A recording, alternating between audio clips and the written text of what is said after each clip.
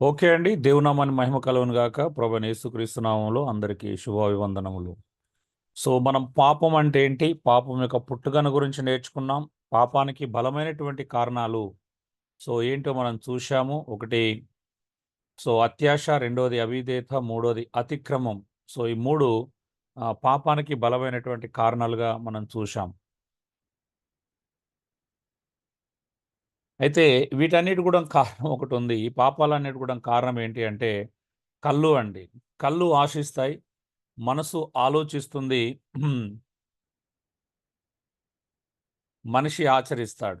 అంటే కళ్ళు చాలా చాలా పవర్‌ఫుల్ వెపన్స్. మానవ జీవితంలో మనిషికున్నటువంటి శక్తివంతమైన ఆయుధాలు ఏమన్నా ఉన్నాయంటే అవి కళ్ళు అండి. సో, ఆదామవ్వలు గూడా అవ్వ చూడండి ఆ చెట్టు వైపు చూస్తుంది గదా! చూసినందుకు కళ్ళు అటువైపే చూసినాయి. నిజమా? హలో! నిజమే నిజమయ్యా. అన్న. అవునయ్యా. ఏదైనా మనం కళ్ళతో చూసినప్పుడు అది కావాలని మనసులో ప్రేరేపణొస్తుంది గదా! మనసులో ఆలోచన పుడుతుంది. మనిషి ఏం జేస్తాడు తర్వాత దాన్ని ఆచరణలో పెడతాడు. మీరెక్కడైనా గావచ్చు. అది మోహపు చూపు దగ్గర గావచ్చు, లేపోతే ధనం పట్ల వ్యామోహం అని కొండ మీద ప్రసంగంలో యేసుప్రభు చెప్పినప్పుడు, "నీ దేహానికి దీపము కన్నే గనక." కన్ను తేటగా ఉంటే నీ దేహమంతయు వెలుగుమయమై ఉంటుంది.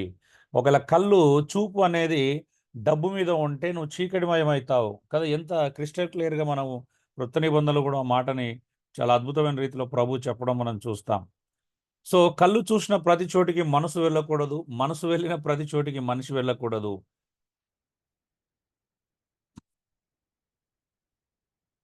అంతే గదా!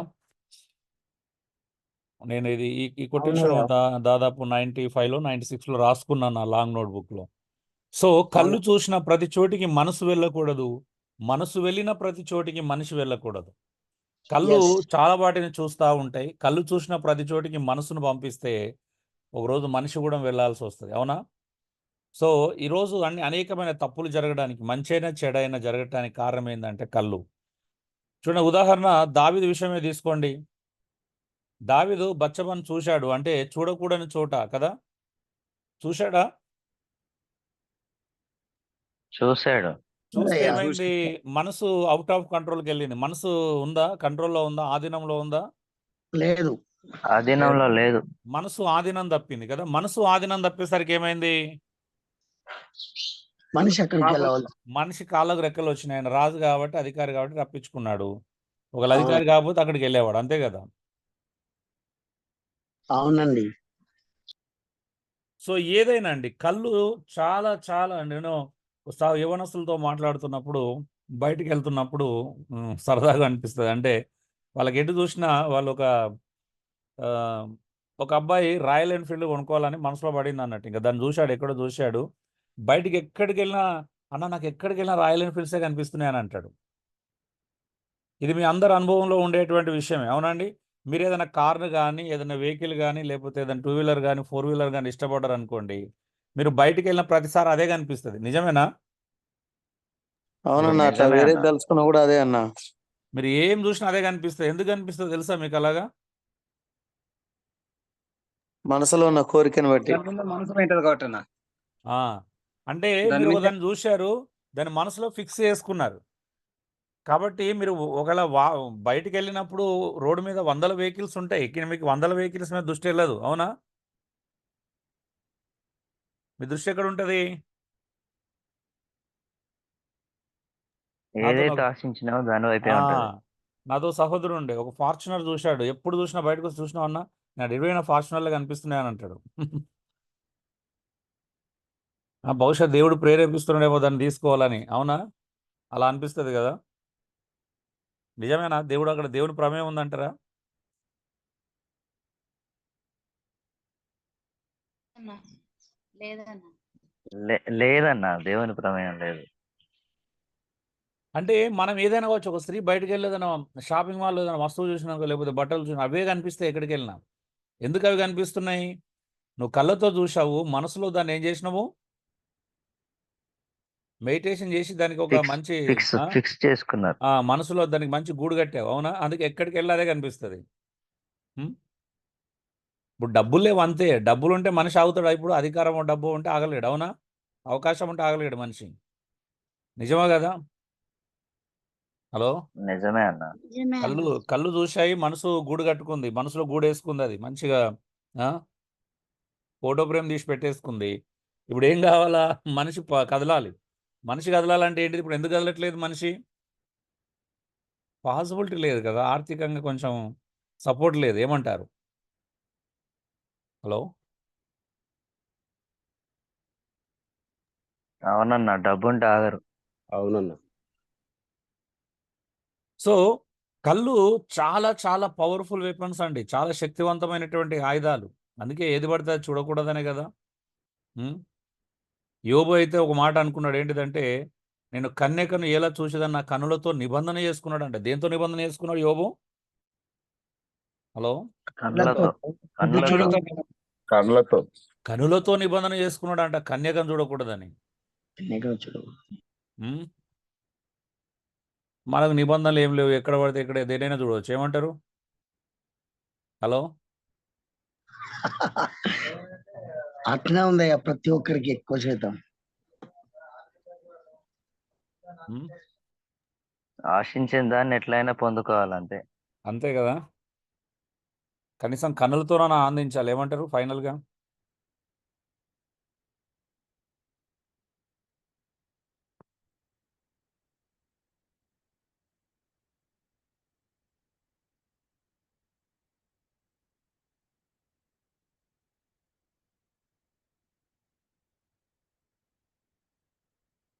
సొలొమోన్ గురించి చెప్పండి, ఏమన్నాడు ఆయన?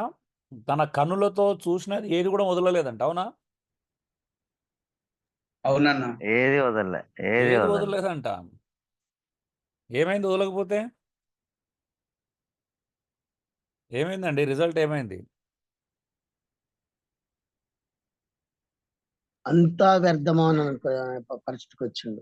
చివరికి పాపం చేశాడు, పాపం చేయాల్సి వచ్చింది అందరూ. వ్యభిచారయ్యాడు, పాపం చేశాడు కదా, విగ్రహారాధికుడు అయ్యాడు. అవునా అండి? అవును అవునయ్యా, చేయకూడని అన్ని చేసేసాడు. అవునా? అవును. అవునండి. అవును అవును. మరి కనులో చూసిన దేన్ని వదలకపోతే ఏమవుతాడు మనిషి? ఎంత గొప్పోడైనా ఎవరైనా కనులు అందరికి ప్రమాదమే. అవునండి? అవును. పెద్దోళ్ళకు మాత్రమే ప్రమాదం, చిన్నోళ్ళకు మాత్రం ప్రమాదం కాదు, అందరికి ప్రమాదమే. అవునా? ఏ స్థితిలో అందరికీ ఉన్నవానికైనా ప్రమాదం. ప్రమాదమే. అవునయ్యా. అందుకేనేమో కృత నిబంధనకు వచ్చినప్పుడు ప్రభు కూడా దాన్నే పెడుతున్నాడు. అంటే నీ దేహానికి దీపము కన్నే గనుక నీ కన్ను తేటగా ఉండిన ఎడల నీ దేహం అంతయు వెలుగుమయమై ఉంటుంది. మరి నీ దేహానికి దీపం కన్ను అనుకున్నప్పుడు దాని ముందేమని చెప్పాడు? భూమి మీద మీ కొరకు ధనం కూర్చుకోవద్దు, పరలోకంలో మాత్రమే ధనం కూర్చుకోవాలి. అవునా? అంటే కళ్ళు భూమి మీద దేని మీద ఉండకూడదు? ధనం మీద ఉండకూడదు. ఉండకూడదు. జస్ట్ అది చదువుకోవాలి అంతే, పాటించకూడదు. మనం అందరం ఏం చేయాలి? చదువుకోవాలి, రోజు బైబిల్లో చదువుకోవాలి. అవసరం అంటే దాన్ని ప్రింట్ తీసుకొని ఇంటి మీద అంటించుకోవాలి, లేకపోతే ఏమైనా చేసుకోవచ్చు. బోధించాలి, సందు దొరికిన ప్రతి సోరు బోధించాలి. కానీ మన వ్యక్తిగత జీవితంలో కానీ లేకపోతే సంఘంలో ఇతరులు కానీ దాన్ని ఎవరు పాటించకూడదు. ఏమంటారు? పాటించాలి, పాటించాలి, పాటించాలి.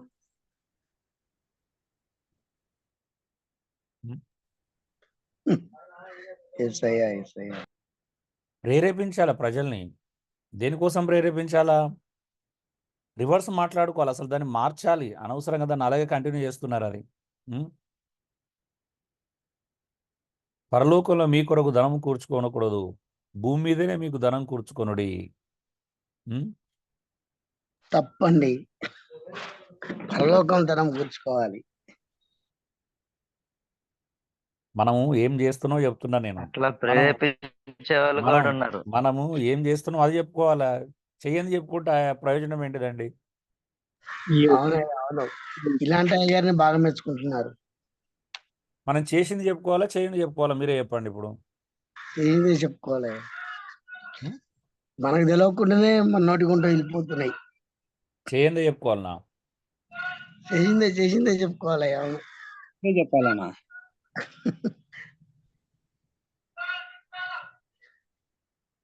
ఇలాంటి సో అందుకే తనది కానిది ఏది ఆశించినా అది పాపమే అవుతుంది. మనం చూసాం కదా ఇంతకుముందే. ఆశ ఎక్కడ నుండి పుట్టింది? చూపుతో ఆశ పుడుతుంది, మనసులో ఆలోచన మొదలవుతుంది, ఆచరణలో అవిధి చూపి అతిక్రమిస్తాడు. ఏదం దొడలు ఇది జరిగిందా అండి? హలో, జరిగిందయ్యా. జరిగిందన్న, జరిగింది. నేను చాలా మంది స్పందించాలని చూస్తున్నాను, కానీ ఒకరిద్దరే స్పందిస్తున్నారు ఎప్పటికీ. ఏదం దొడలు ఇది జరిగిందా? జరిగిందన్న, ఆ జరిగింది. ఆ చెట్టు వైపు చూసింది కదా, పండు వైపు చూసింది. పండు వైపు చూసిందా లేదా? చూసింది. చూడకుండానే ఆశ పుట్టిందా అండి? చూస్తేనే చూస్తేనే ఆశ పుట్టిద్ది అన్న, ఆ, చూడకుండా ఎట్లా చూసినప్పుడు పుట్టిద్ది? ఆశ పుట్టింది, మనసులో ఏమైంది? ఆలోచన ఆలోచన గూడు మొదలైంది కట్టుకుంది. కదా. టైం వచ్చింది, ఒక టైం. ఆ టైంకి రాగానే ఏమైంది? ఆచరించారు. అవునా? అవునా, ఆచరణలో పెట్టేసింది. సో ఎవరైనా అదే చేస్తున్నారు ఇప్పటికీ, ఆచరణ. ఉం?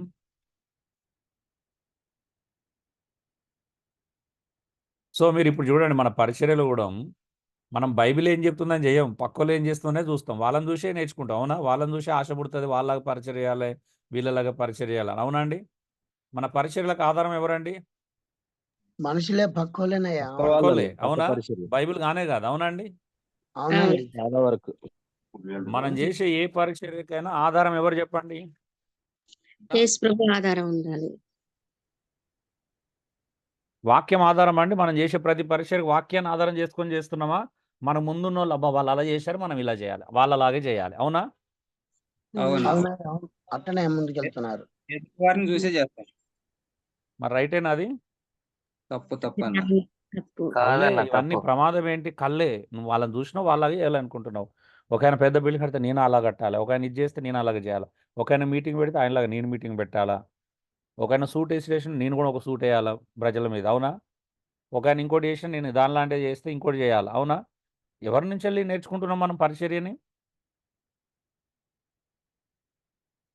నువ్వు ఏదైతే చూస్తున్నావు దాని నుండే. ఇతరులను చూసి అవునా? నేర్చుకుంటారు ఎక్కువ. మనం చూసేది నేర్చుకుంటాం, అంతేగాని మనం కొత్తగా అంటే ప్రభు ఏం చెప్తున్నాడు అని మనకు అవసరం లేదు. అందరు చేసిందే మనం చేయాలి. ఏమంటారు?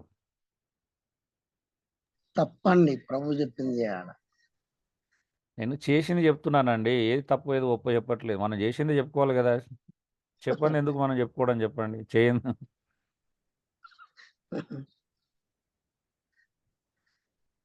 ఇటు తప్పు అనుకుంటాం, వాళ్ళు చేసేది చేస్తే దానికి అర్థమే ఉండదండి. తప్పన్నప్పుడు మారాలి కదా. సో ఏదైనా అంటే కారణం చెప్తున్న, రూట్ కాజ్ అన్నిటికీ ఎలా లింక్ అవుతుందో చూడండి ఒకసారి. అని పాపానికి రూట్ కాజ్ ఎలా అవుతుంది? అందుకే కన్ను గురించి బైబిల్ ఏం చెప్తుందో ఒకసారి గమనించుదాం. ఆల్రెడీ కొన్ని మాట్లాడుకున్నాం. కన్ను అనే మాట బైబిల్లో దాదాపుగా 351 సార్లు వ్రాయబడింది. కన్ను తేటగా ఉండాలి. మత్తయి సువార్త 6:21-23 వచనాలు. అవునా? కన్ను ఎలా ఉండాలండి? చాలా తేటగా ఉండాలి. అవునా? ఈవెన్ నీ సహోదరుని సరిచేయాలన్నా కూడా నీ కన్ను తేటగా ఉండాలి. అవునా? అవునన్నా, అవును. సహోదరుని సరిచేయాలన్నా కన్ను తేటగా ఉండాలి. మోహపు చూపు ఖండించబడింది. ధనాపేక్ష అంటే ధనం పట్ల నీ దేహానికి దీపం కన్ను. సో కన్ను ఎంత క్రిస్టల్ క్లియర్గా ఉండాలి, శుద్ధిగా ఉండాలి. కన్ను దేని మీద చూస్తుందో, దేని మీద ఫోకస్ చేస్తుందో అనేది చాలా చాలా ప్రధానమైనటువంటి విషయం. నేత్రాశ దేవుని ప్రేమకు దూరం చేస్తుందని 1 యోహాను 2 చాలా క్రిస్టల్గా చెప్పాడు. నేత్రాశ అనేది ఈ లోక సంబంధమైనది, దైవ సంబంధమైనది కాదు. అవును, అది తండ్రి వలన పుట్టినది కాదంట. నేత్రాశ, శరీరాశ అనేటివి తండ్రి వలన పుట్టినవేనా అండి? ఇప్పుడు అక్కడ చెప్పబడిన మూడిట్లో నేత్రాశ మొదటి ప్లేస్లో ఉంది. అవునండి? అవునా, అవునయ్యా, తండ్రి వల్ల పుట్టినవి కావు. సో ఏదోని తోటలో జరిగింది మొట్టమొదటిది ఏంటిది? అది ఎక్కడి నుంచి వెళ్ళి స్టార్ట్ అయింది? కన్ను. నేత్రాశ కదా. నేత్రాశతోనే స్టార్ట్ అయింది. నేత్రాశతో. అవునయ్యా. మనము ఎప్పుడు కూడా కన్నులు చాలా ప్రమాదకరమైనవి అండి.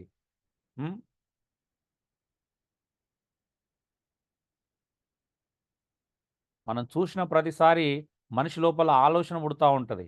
నేను సిటీలో ఉంటాను కానీ నేను బయటికి వెళ్ళడం చాలా తక్కువ.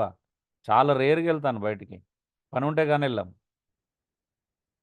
ఎందుకంటే సమాజం బయటికి వెళ్ళి చూసేంత గొప్పగా ఏముండదు.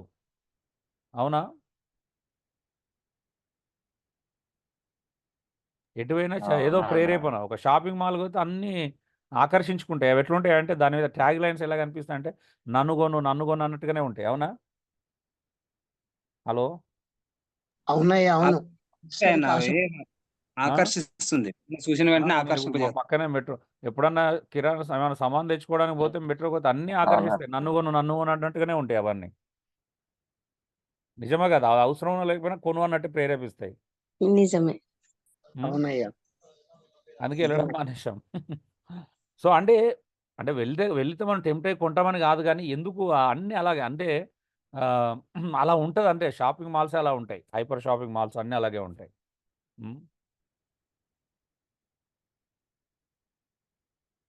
సో, కన్ను ఏదన్నా చూస్తుంది అనంటే, మన పరిస్థితి బాలేక కంట్రోల్ చేసుకుంటున్నామే గానీ, ఒకవేళ డబ్బులు మంచిగా పుష్కలంగా ఉన్నాయనంటే, అవసరం ఉన్నాయి, లేని అన్నీ కొనేస్తారు కొంతమందైతే. హ్మ్. కొంతమంది డబ్బులు లేకపోయినా అప్పులు చేసి కొంటారు. సో, అందుకే కన్నుకు, హృదయానికి సంబంధం ఉంటుంది. హృదయం నిండిన దాన్ని బట్టే నోరు మాట్లాడుతుంది. ప్రవర్తన ఆధారపడి ఉంటుంది. అవునా అండి? హృదయం ఎలా నింపబడింది? అంటే ముందు కన్ను యొక్క ప్రమేయం లేకుండా హృదయం నింపబడదు. అవునా అండి? హలో! అవునయ్యా అవును నిజమేనా? హృదయం ఎలా కన్ను నింపబడింది? కన్నుతో గదా! కన్ను ఏం చూస్తుంది? దాన్నే హృదయం నింపుకుంటుంది. హృదయం నిండిన దాన్ని బట్టే నోరు మాట్లాడుతుంది. అవునా? నోరు మాట్లాడిన దాన్ని అవును బట్టి ప్రవర్తన కూడా ఆధారపడి ఉంటుంది.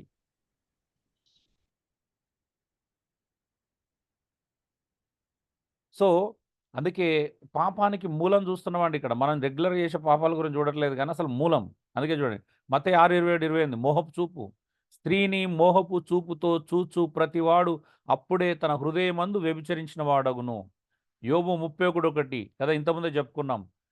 ఒక స్త్రీని కన్యక నేను ఎలా చూతునని తన కనులతో నిబంధన చేసుకున్నాడంట. నిజంగా ఇది చాలా కష్టమైన పనే. ఏమంటారు?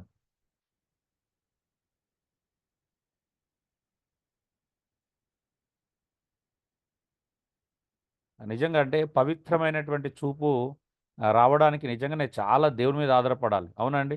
ఈ లోకం నుంచెల్లి చాలా వేరవ్వాలి. లోకాన్ని ద్వేషించాలి. పాపాన్ని ద్వేషించాలా. చాలా చేయాలి. అవునా? మోహపు చూపులను ద్వేషించాలి. హృదయంలో వ్యభిచరిస్తున్నాం అనేటువంటి ఫీలింగ్ అంటే మన చుట్టూ ఉన్న పరిస్థితులను చూస్తే ఆ సెన్సెస్ ఎప్పుడో పోయినాయేమో అనిపిస్తుంటాయి. అంటే దెబ్బతిన్నదేమో అనిపిస్తది. నిజంగా చెప్పాలి అంటే. అంటే కామన్ అయిపోయింది. అవునా అండి? క్యాజువల్ అయిపోయింది. కామన్ అయిపోయింది. అవునా?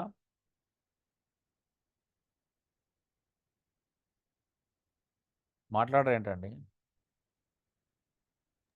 అవునన్నా అవునన్నా. Common Yes. అయిపోయింది ఏది చేసినా పాపం అని గుర్తించట్లేదు.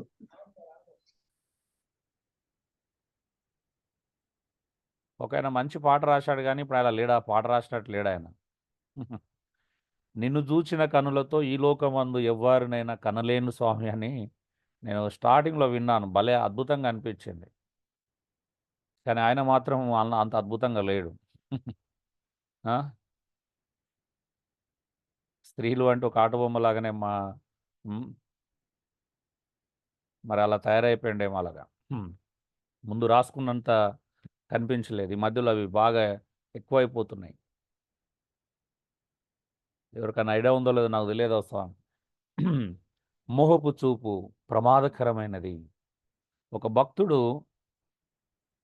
మొహపు చూపు చూడలేడు. ఒకవేళ చూసినా ఆనందించలేడు. ఒక భక్తుడు చెడు చూపు చూడలేడు. చూసినా దాంట్లో ఆనందించలేడండి.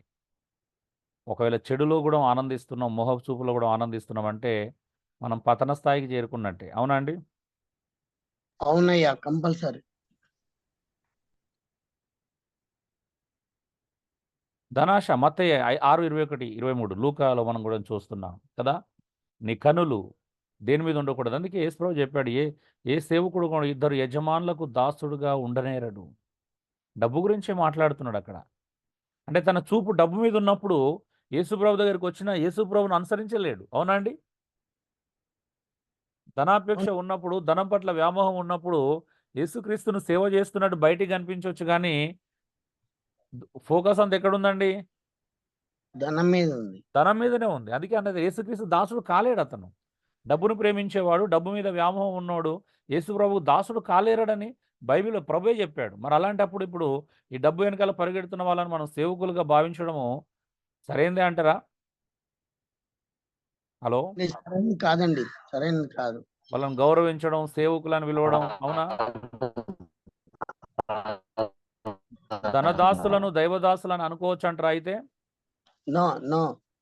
ఆ, అనుకోకపోతే ఎలా అండి? మళ్ళీ లోకంలో మనం దూరం కావాల్సి వస్తుంది, గౌరవ మర్యాదలు దొరకాయి, మన చుట్టూ ఉన్న వాళ్ళు ఏమనుకుంటారు మన గురించి? మరి ప్రభు వద్దన వందనాలు కూడా చెప్పొద్దు అన్నాడుగా. ప్రభు వద్దంటాడండి, ఆయన వేరు మనం వేరు కదా. ప్రభు వద్దని అని చెప్పి మనం చేస్తామా అండి? ఉం? యేసయ్యా యేసయ్యా. ఇప్పుడు అబద్ధ ప్రవక్తలు అనుకోవడం అది కావద్దు అన్నాడు. ఇప్పుడు మన ఊరికి అబద్ధ ప్రవక్త వచ్చింది అనుకో, మీటింగ్కి వెళ్ళకుండా ఉంటున్నాము, మనమే వెళ్తున్నాం. ప్రభు వద్దని మనం ఎందుకు చేస్తామండి? ఏమో లాస్ట్ ఇయర్, మరి లాస్ట్ టైం మీ దగ్గరికి వచ్చిందంట ఒక ఆయన అబద్ధ ప్రవక్త, రాజమండ్రి ఆయన. వెళ్ళిరంట కదా చాలామంది. ఇటు వద్దంటారంటే వెళ్తారంటారు. మరి రెండు ఎట్లా అవుతుందండి? ఏదైనా ఒకటే చేయాలి కదా. ఆటో కిరాయి ఇస్తానంటే ఇక ముందు పాస్టర్లే ముందు ఉండేది. మరి ఇప్పుడు రాజమండ్రి ఆయన వస్తే వెళ్ళిరంట కదా చాలామంది, సూర్యాపేట నుంచి వెళ్ళి, నాకు వినపడింది. వెళ్ళిరంట. యేసయ్యా. ఒక ఆయన దహించు అగ్ని ఆయన వస్తే వెళ్ళిండంట కదా. కొద్ది రోజుల క్రితం జరిగిందంట ఆ మీటింగ్. అవునండి, చాలా మంది వెళ్ళిరంట. మీరు వెళ్ళారు. వెళ్ళారా? నేను వెళ్ళలేదండి. నువ్వు రైట్. రాలేదేంది అని చాలా మంది అడిగారు. సో మనము ఏం చేస్తున్నాం మరి? ధనం పట్ల వ్యామోహం ఉన్న వాళ్ళను, అసత్యం అంటే భయంకరమైనటువంటి వ్యక్తులను ఎలా అంగీకరించగలుగుతాం? ఆలోచించాలా. ఒకసారి కీర్తన 119:37 చదవండి. కీర్తనలు 119:37 ఎవరైనా చదువుతారా?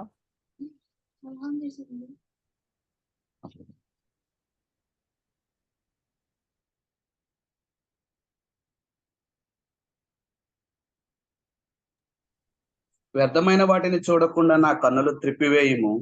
నీ మార్గంలో నడుచుటకు నన్ను బ్రతికింపుము. ఏంటిదంటే ఎంత అద్భుతమైన ప్రార్థన చూడండి. వ్యర్థమైన వాటిని చూడకుండా నా కనులు తిప్పివేయము. మనకుందా అండి ఆశ? ఉందా నిజంగా? వ్యర్థమైన వాటిని చూడకుండా నా కనులు తిప్పివేయమని ఆశ ఎంతమందికి ఉంది చెప్పండి? ప్రార్థిస్తున్నారా ఇలాగా? అప్పుడు ఎలాగైనా నూటికొక్కలకు ఇద్దరికి ఉండొచ్చాయా? చేస్తున్నామన్నా ప్రార్థన. ప్రార్థన చేస్తున్నావా? ఓన్లీ ప్రార్థన చేస్తున్నావా? ప్రాక్టికల్ కూడా దాన్ని జయించడానికి ట్రై చేస్తున్నావు? వ్యర్థమైన వాటిని చూడకుండా నా కనులు తిప్పివేయము. ట్రై చేస్తున్నాం, ప్రార్థన చేస్తున్నాం, ఆ వాక్యాన్ని ఆచరించడానికి ట్రై చేస్తున్నాం. సో మంచైనా చెడైనా నువ్వు చూసే కనులను బట్టి, చూపును బట్టే ఆధారపడి ఉంటుందండి. కనులతోనే మంచి చేయొచ్చు, కనులతోనే చెడును చూడొచ్చు, కనులతోనే భూ సంబంధమైన చూడొచ్చు, అవే కనులతోనే పరలోక సంబంధమైనవి చూడొచ్చు. అవునా? మన కనులు భూ సంబంధమైన వాటి మీద మనసు పెట్టవచ్చు, మన కనులతోనే ఎక్కడ పరలోక సంబంధమైనటువంటి వాటి మీద కూడా మనసు పెట్టవచ్చు. అది మీ చేతుల్లో ఉంది, మీ చేతుల్లో ఉంది. అది మీరు ఎక్కడ చూస్తున్నారు, మీ మనసు ఎక్కడుంది కదా. మీ కనులు ఎక్కడున్నాయి, మీ మనసు ఎక్కడుంది, రెండింటికి సంబంధం ఉంది. అవునా? మీ మనసు ఎక్కడుంది? మీ మనసు పైన వాటిని వెతుకుతుందా, కింద వాటిని వెతుకుతుందా? సో ఇది మనం తేల్చుకోవాల్సినటువంటి విషయం. ఎందుకంటే రూట్ కాజ్ అండి సిన్, పాపానికి. ఎందుకు మనము పాపం ఇంకా సమాజంలో ఇంత భయంకరంగా ఏలుబడి చేస్తుంది క్రైస్తవ్యంలో? ఇంత మోహపు చూపు లేనిది, ఇంత ధనాశ ఏంది, ఇంత నేత్రాశ లేనిది క్రైస్తవులకి. అవునా? ఒక కోణంలో చెప్తే హిందువుల కంటే, మన చుట్టూన్న వారి కంటే క్రైస్తవులకి ఇవి ఎక్కువ ఉన్నాయండి. నిజమా కాదు? ఒకసారి మీరు తేల్చుకోండి ప్రాక్టికల్గా. హలో, నిజమే. మన చుట్టూ ఉన్న వాళ్ళు కనీసం వాళ్ళు కంట్రోల్లో ఉన్నారు. మన వాళ్ళు అయితే కంట్రోల్లో ఉండరు అసలు చెప్పాలి అని అంటే. మీకు తెలుసా ఈరోజు ఇల్లీగల్ కాంటాక్ట్స్ ఎక్కువ క్రైస్తవంలోనే ఉన్నాయి. విడాకుల ఎక్కువ క్రైస్తవులు తీసుకుంటున్నారు. అవునా? 2 పెళ్ళిళ్ళు 3 పెళ్ళిళ్ళు చేసుకునేది ఎక్కువ వాళ్ళే అవుతున్నారు. బయట చూడండి సమాజంలో, మన చుట్టూన్న సమాజంలో అంత విచ్చలవిడితనం కనిపించదు. డబ్బు మీద వ్యామోహం. అవునా? అన్నీ మన దగ్గర ఎక్కువ కనిపిస్తున్నాయి. నేను చాలామంది చూస్తున్నాం ఈ మధ్యలో ఎక్కువగా క్రైస్తవులోనే పెళ్ళిళ్ళు చేసుకోవడం, విడిపోవడం, మళ్ళీ రెండో పెళ్లి చేసుకోవడం. అంటే ఎటు పోతుందంటే క్రైస్తవం అసలు పాపం అనే దానికి అసలు భయం లేకుండా అయిపోతుంది. అవునా?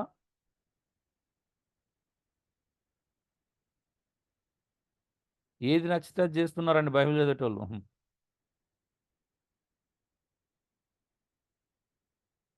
ఈవెన్ మంచి విషయాలు కూడా చూడండి. కన్నులతో చూడాలి అంట, హృదయంతో గ్రహించాలి, మనస్సు మార్చుకోవాలి. యేసుప్రభు చెప్తున్నాడు. అంటే ఎక్కడ రూట్ చూడండి. యోహాను సువార్త 12:40లో శాస్త్రుల పరిచయాల గురించి మాట్లాడినప్పుడు వాళ్ళు కన్నులతో చూడలేదంట, హృదయంతో గ్రహించలేదంట, మనసు మార్చుకోలేదంటాడు. అవునా? వాళ్ళు చూసియు గ్రహించలే. అవునా? అవును. మరి ఈరోజు చాలా మంది చదువుతున్నాం, చూస్తున్నాం కానీ గ్రహించలేని స్థితిలోనే ఉన్నారు.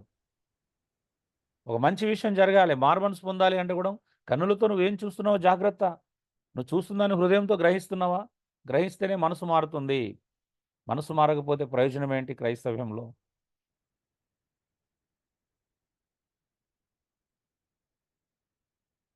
కన్నులు చాలా ప్రమాదకరమైనవని గ్రహించాలి. లెస్ అయిన జ్ఞానాన్ని కన్నుల ఎదుటి నుండి పోనీయకమంటాడు సామెత 3. లెస్ అయిన జ్ఞానాన్ని. అసలు ఈరోజు జ్ఞానం అంటేనే చాలా మందికి ఇష్టం లేదు. అవునండి? అవును. ఏమంటారు? నిజమే అయ్యా. నిజమే. దైవిక జ్ఞానం అంటే ఎవరికి ఇష్టం లేదండి. అందరికి ఎంటర్టైన్మెంట్ కావాలి, సరదా కావాలి. కచేరీ పెట్టండి, 100,000 మంది వస్తారు. అవునా? Yes. ఒక కచేరీ పెట్టండి, మీరు మీటింగ్ పెట్టండి, ఒక కచేరీ పెట్టండి, మ్యూజిక్ కన్సర్ట్ పెట్టండి, ఏదైనా అంటే పెద్ద మీటింగ్ పెట్టండి, Yes. గాయకులను పిలిపించండి, ఎంతమంది వస్తారు? అవునండి. అందుకే చూడండి, మీరు మీటింగ్ పెడితే మంచి వర్షిప్ కలదు అనేది పెట్టలేకుండా ఉండలేరు. అవునా? ఈవెన్ ఒక మంచి టీచింగ్ పెట్టాలనుకున్న ముందు ఏముండాలి? దానికి మంచి వర్షిప్ ఉండాలి. అవునా? శక్తివంతమైన ఆరాధన అన్నమాట. ఆరాధన బ్రాండ్ లేకపోతే అసలు జనాలు రారని తెలుసు మీకు. అందుకే అవును. మరి ప్రజల నాడిని బట్టి పరిచయాలు జరుగుతున్నాయి తప్పించి వాక్యాన్ని బట్టి ఏం పరిచయాలు జరగట్లా. అవును. ప్రజల నాడి చూడాలి. ఏమంటారు? పరిచర్యకు ప్రజల నాడి ముఖ్యం. పరిశుద్ధాత్మ నడిపింపు, పరిశుద్ధాత్మ శక్తి అవసరం లేదు. ప్రజల నాడి ఉంటే చాలు. ఏమంటారు? పాంప్లెట్ లో మ్యాటర్ బట్టి పోవాలని డిసైడ్ చేసుకుంటారు. డిసైడ్ చేసుకునేటట్టు చేస్తాం. Grand success. మన దృష్టిలో మీటింగ్ సక్సెస్ అంటే ఏంటిది? 100 మంది రావడం. అవునా? అవును. మార్పు కాదు మనకు కావాల్సింది, 100 మంది వస్తే గ్రాండ్ సక్సెస్. అవునయ్యా, అవును. మళ్ళీ దానికి దేవుని మహిమ కలుగును గాక అంటారు. నిజంగా వచ్చిందా మహిమ? సంఖ్యను బట్టి ప్రభుకు మహిమ కలుగును గాక. యవనస్తుడు బాగా నవ్వుతుండగా యంగ్ స్టార్. అట్లా వింటుంటే చాలా విచిత్రం అనిపిస్తుంది.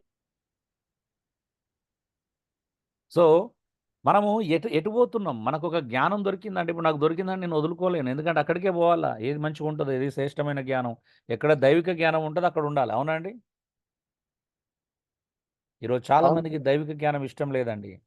లెస్ అయిన జ్ఞానాన్ని కన్నుల ఎదుటి పోనీయొద్దు అని నిజంగా బైబిల్లో అంటే సామెతల గ్రంథంలో జ్ఞానాన్ని గురించి ఎన్ని అంశాలు ఉంటాయి మనందరూ తెలుసు కదా. జ్ఞానం ఇంపార్టెంట్ అని చెప్తుందా, అవసరం లేదని చెప్తుందా? ఇంపార్టెంట్ అని చెప్తున్నాను. ఇంపార్టెంట్. ఆకలిస్తున్నది జ్ఞానం. చాలా అవసరం అన్నది. దైవిక జ్ఞానం చాలా అవసరం. అవునా? చూడండి, పాపాన్ని ప్రేరేపించేది నీలోని అంతరింద్రియములే. అసలు పాపాన్ని ప్రేరేపించేది ఏంటో తెలుసా? నీలోని అంతరింద్రియములే. పాపానికి ఆజ్యం పోసేది, పాపాన్ని ప్రేరేపించేది అంతరింద్రియము. ఏంటిది అంతరింద్రియము అని అంటే చూద్దాం. ఆ పక్కన మ్యాప్ ఉంది కదా, దాన్ని ఏమంటారంటే అంతరింద్రియం అని అంటారు. అంటే దీన్ని ఏమంటారు చూద్దాం. అంతరింద్రియాన్ని హిబ్రూలో కిల్యా అంటారు. ఏంటిది కిల్యా అంటే అర్థం ఏంటో చూద్దాం. గ్రీక్లో నెప్రోస్ అంటారు, ఇంగ్లీష్లో రెయిన్స్ అంటారు. అంతరింద్రియాన్ని ఏమంటారంటే హిబ్రూలో కిలియా అంటారు, గ్రీక్లో నెప్రోస్ అంటారు, ఇంగ్లీష్లో రెయిన్స్ అంటారు. మరి ఎందుకు దీని గురించి మనం ఆలోచిస్తున్నాం? ఎందుకంటే ఇదే మన జీవితంలో అత్యంత ప్రభావితం చూపించేది. ఆ మ్యాప్ కూడా అక్కడ ఉంది కదా. అంతరింద్రియం అంటే అర్థం ఏంటిది? అక్కడ కళ్ళెం అండి. ఇక్కడ పైన మ్యాప్ ఉంది కదా, అది మీరు తప్పుగా ఏమంటారు, చెడు చూపుతో చూడకండి, అది కళ్ళెం. అది అంటే ఇప్పుడు గుర్రాలను కంట్రోల్లో పెట్టుకోవడానికి చేసే ఉంటుంది కదా, కళ్ళెము. అంటే ఏంటిది ఇంతకీ? నెప్రోస్ అన్నా, కిలియా అన్నా, రెయిన్స్ అంటే అర్థం ఏంటిదంటే కళ్ళెం వేసుకోవాలి. దేని కళ్ళెం వేసుకోవాలండి? నిలువరించడం, అదుపులో ఉంచి నడిపించుకోవడం. కళ్ళెం దేనికి వేయాలి చెప్పండి? నోటికి. నోటికి కాదండి, అంతరింద్రియం గురించి మాట్లాడుతున్నాం. మీరు ఎక్కడదో ఇక్కడ అదే. మనసుకు కళ్ళెం దేని గురించి మాట్లాడుతున్నాం? కట్ అయితే నోట్లో కట్ అయింది. ఫస్ట్ లోపల కదా వేసుకోవాల్సిందే. అవునండి ఎస్ అవునండి ఎస్ ఎస్ ఇక్కడ మనం నేర్చుకుంటుంది అంతరింద్రియం గురించి. సో దీని అర్థం ఏంటిది? అంతరింద్రియం అని అంటే కిలియా, గ్రీకులో అంటే ఇబ్రూలో కిలియా అని చెప్పిన, గ్రీకులో నెప్రోస్ అని చెప్పిన, ఇంగ్లీష్లో రెయిన్స్ అంటే మనల్ని నడిపించేది. అది నడిపించేది అంటే దాన్ని కంట్రోల్ చేయాలి. అవునా? ఏదైతే మనల్ని కంట్రోల్ చేయాలనుకుంటుందో దాన్ని మనం కంట్రోల్ చేయాలా? ఏమంటారు? అవునయ్య అవును మనల్ని కంట్రోల్ చేసేటి మన అంతరింద్రియములు. సో అంతరింద్రియములను మనం కంట్రోల్లో పెట్టుకోవాలా. వాటి కంట్రోల్లోకి మనం వెళ్ళకూడదు. వాటిని నిలువరించాలా, వాటి కళ్ళమేయాలా. ఎస్ ఇప్పుడు గుర్రం అంటే కొన్నిటికి కళ్ళెమేయకపోతే ఏమవుతుంది? దారి తప్పిపోతాయి అన్న. ఇష్టం వచ్చినట్టు పోయి కాదు, అదుపు తప్పుతాయి ఫస్ట్. కంట్రోల్లో ఉండదు. కంట్రోల్లో ఉండదు. అవునా? ఎందుకు మనం గుర్రాలకి అవన్నీ వేసుకుంటాం? కంట్రోల్ పెట్టడానికి. కంట్రోల్లో పెట్టడానికి. అవునా? అవునయ్య ఇప్పుడు అక్కడ కూడా మనం చూస్తున్నాం మానవుడు. మీరు ఇప్పుడు చెప్పిన యాకోబు దగ్గర నోటి గురించి మిగతా విషయాలు చూడండి. నరుడంట ప్రతి జాతిని అంటే ప్రతి జంతు జాతిని కంట్రోల్ చేయగలుగుతారంట, అదుపులో పెట్టగలుగుతారంట. అంటే అదుపులో పెట్టడానికి వాటికి ఒక టెక్నిక్ ఉంటుంది. అవునా? అది పులి కావచ్చు, సింహం కావచ్చు, మొసలు కావచ్చు, వాటన్నిటి మానవుడు కంట్రోల్ పెట్టగలుగుతున్నాడు. అవునా? అవును అవును పెట్టగలుగుతున్నాం అవునా? కదా. అయితే ఇప్పుడు తనను తాను అదుపులో పెట్టుకోవాలా. తనను తాను అదుపులో పెట్టుకుంటే మాట కూడా కంట్రోల్లోకి వస్తుంది. సో గైడ్, కంట్రోల్ అంటే కిల్లి అంటే అర్థం ఏంటిదంటే గైడ్, కంట్రోల్ చేయడం, డైరెక్షన్. దీనినే కణం మరియు జన్ను అని కూడా అని అంటారు. మనము కొంచెం లోతుకి వెళ్తే వెనక్కి వెళ్తే కణము లేదా జన్యువు అని కూడా మనం అంటారు. అంటే మన అవయవాలలో మన అవయవాలు ఏం చేస్తాయి అంటే మనల్ని నడిపిస్తాయండి. చూద్దామా? వాటికి అన్ని కొన్ని ఉదాహరణలు కూడా చూద్దాం. అంతరింద్రియంలో ఏముంటుంది? ప్రసంగి 7:9లో ఒక మాట అన్నాడు, కోపం సుఖ నివాసం చేస్తుందంట. ఎఫ్ఎస్సి 4:31 సకల విధములైన దుష్టత్వం ఉంటుంది. లోపల ఏముంటుందంట అంతరింద్రియాలలో? ఎఫ్ఎస్సి 4:31 చదవండి. లోపల ఏముంటుంది? కోపం. ఎఫ్ఎస్సి 4:31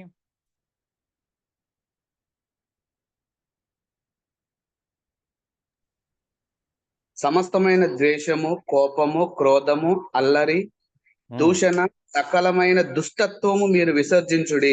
ఇవన్నీ ఎక్కడున్నాయి ఇప్పుడు? ఎక్కడున్నాయి ఇవి? అంతరేంద్రియాలలో. లోపల ఉన్నాయి కదా, బయట లేవు. ఇవి లోపల ఉన్నాయి. అవునండి?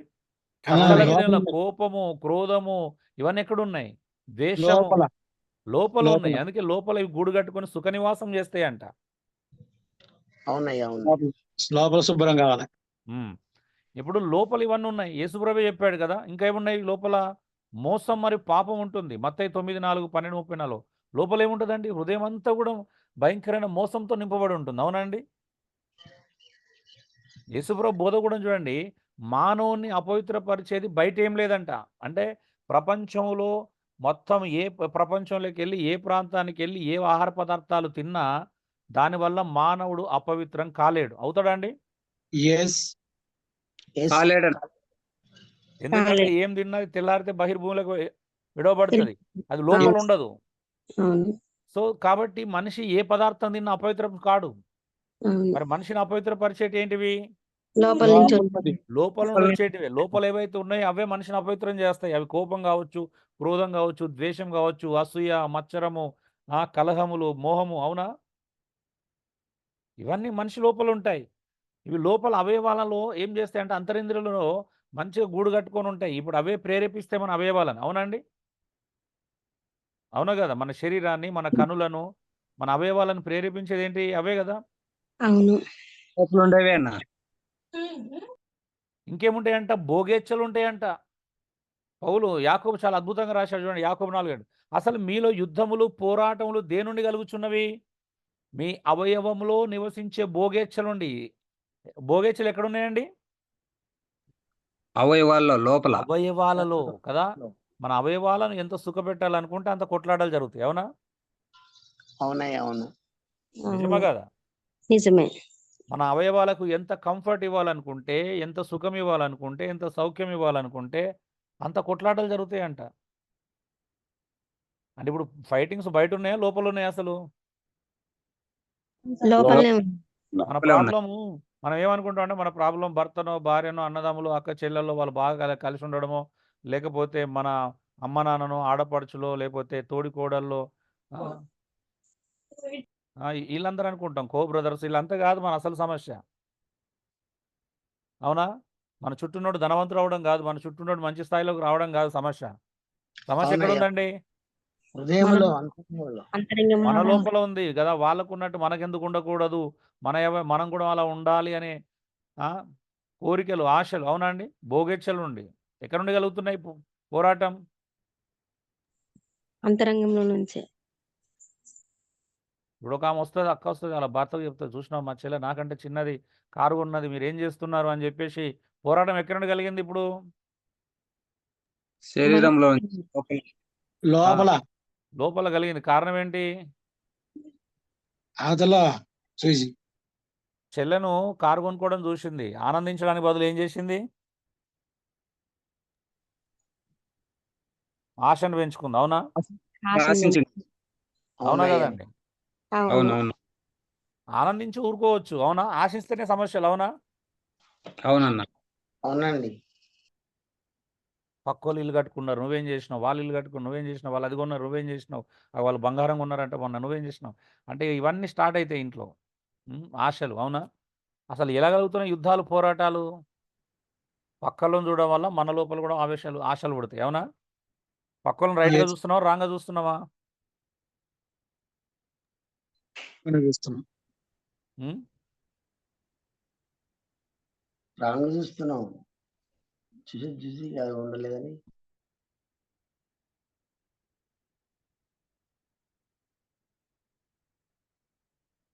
ఎందుకు మరి? ఇంకేముంటుంది? అంతర్యంలో ఆనందం కూడా ఉంటుందండి. చెడు మాత్రమే కాదు, మంచి కూడా ఉంటుంది, ఆనందం ఉంటుంది, జ్ఞానం ఉంటుంది, లోపల జ్ఞానం ఉంటుంది, అవునా? సో చెడు మాత్రమే కాదు, మంచి కూడా ఉంటుంది. అయితే మనం చెడుకు ఎక్కువ అలవాటు పడ్డాం, అవునా? పాపానికి అలవాటు పడ్డాం. మన లోపల ఉండేటువంటి పాపము మనల్ని ప్రేరేపించడం ద్వారా మనం పాపానికి అలవాటు పడ్డాం. చూడండి, అంతరింద్రియం యొక్క పని ఏంటో తెలుసుకుందామా? ఏం పని చేస్తుంది? ఒకసారి కీర్తనం 16:7 చదవండి. రాత్రి గడియలో అంతరింద్రియము బోధిస్తుందంట. మంచిగా చదవండి ఒకసారి. కీర్తనలు 16:7 ఏం చేస్తుంది అంతరింద్రియం రాత్రి? నాకు ఆలోచనకర్తమైన యెహోవాను స్తుతించెదను. రాత్రి గడియలలో నా అంతరింద్రియములు నాకు బోధించుచున్నది. తర్వాత చదవండి. సదాకాలము యెహోవా యందు నా గురి నిలుపుచున్నాను. ఆయన నా కుడి పార్శ్వమందు ఉన్నాడు గనుక నేను అందువలన నా హృదయము సంతోషించుచున్నది, నా ఆత్మ హర్షించుచున్నది. క్రాంతి చాలు అన్నప్పుడు చాలు, అంతే. వినబడలేదన్న, సారీ. సో ఏం జరుగుతుంది ఇక్కడ? ఒకవేళ దేవుని ఆలోచన చొప్పున నడవకపోతే, నేను దేవుని మీద ఆధారపడకపోతే, దేవుడు చెప్పినట్టు చేయకపోతే, అంటే నా అంతరింద్రియం నాకు బోధిస్తున్నదని ఎప్పుడు బోధిస్తుంది? నేను దేవుని మీద ఆధారపడితే దేవుని యొక్క మాటలు నా అంతరింద్రియం నాకు బోధిస్తుంది. నేను లోకం వైపు చూస్తే నా అంతరింద్రియం నాకు ఏం బోధిస్తుందండి? హలో, లోకాశలు బోధిస్తాయి. లోకాన్ని గురించిన వాటిని బోధిస్తుంది. అవునా? అవునయ్యా. కీర్తనకారుడు ఏమంటున్నాడు? నాకు దేవుని ఆలోచనలు బట్టి అంట. అంతరేంద్రియం ఏం బోధిస్తుంది? దేవుని ఆలోచనల మీద ఆధారపడ్డాడు కాబట్టి దేవుని మీద ఆధారపడుతున్నాడు. దైవికమైనటువంటి ప్రవర్తన, ఇక్కడ దైవికమైనటువంటి ఆలోచన చూస్తున్నాం. మరి మన అంతరింద్రియాలు మనకేం చూస్తుంది? ఏం చూస్తే అదే కదా. మనం దేని మీద ఎక్కువ ఆశ పెట్టుకుంటే దాని మీదనే. చూడండి, మీకా 2:1 అది దుష్ట హృదయాలకు ఆలోచన పుట్టిస్తుందంట. నీ హృదయం చెడిపోయిందైతే ఏం చేస్తుంది? అది చెడు ఆలోచనలు పుట్టిస్తుంది. నీ హృదయం మంచిదైతే మంచి ఆలోచనలు పుట్టిస్తుంది, అవునా? అంటే ఎక్కడుంది ఇప్పుడు? ఎవరి చేతిలో ఉందండి? ఆలోచనలు మంచి రావడానికి, చెడు రావడానికి ఎవరి చేతిలో ఉంది? నా చేతిలో.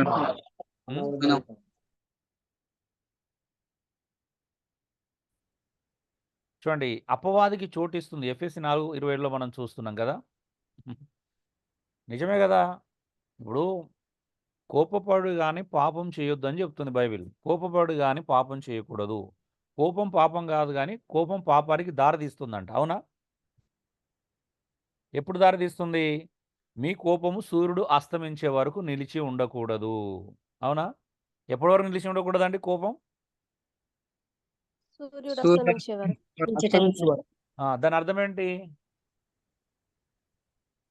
తెల్లారేసరికి సమాధాన పడాలి.